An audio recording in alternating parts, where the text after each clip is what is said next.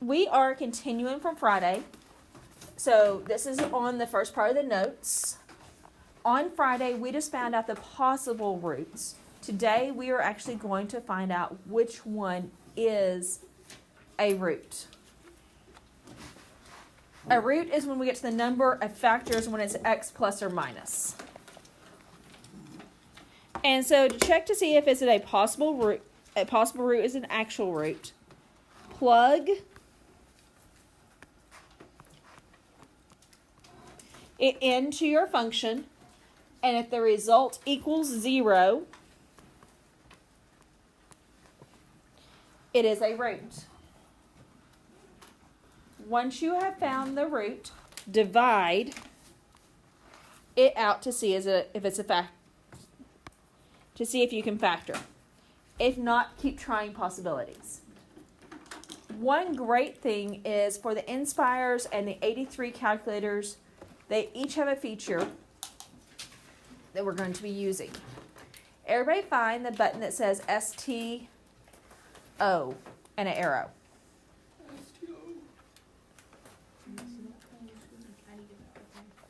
Where? STO. It is in yellow above VAR. And so, for you to get to that yellow, you have to hit the control button.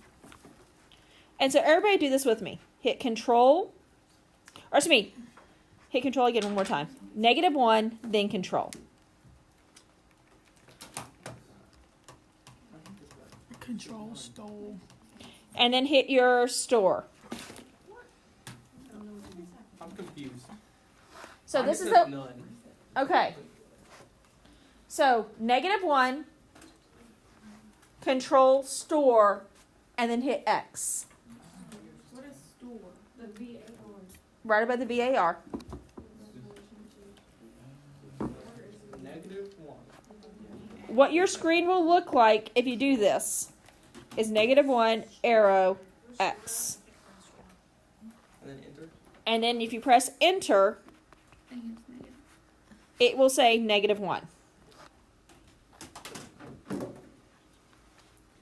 So what this has done is told your calculator what X equals.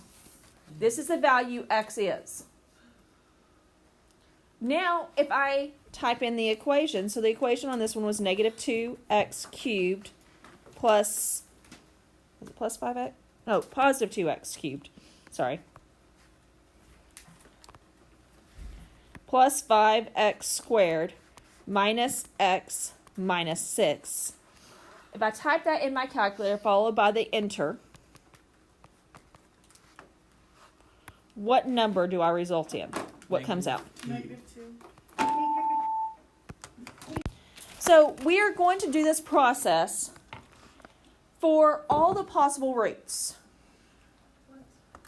And so we are going to do this as a class. I'm about to assign you a number. Okay. Allison, you are positive. Do we do?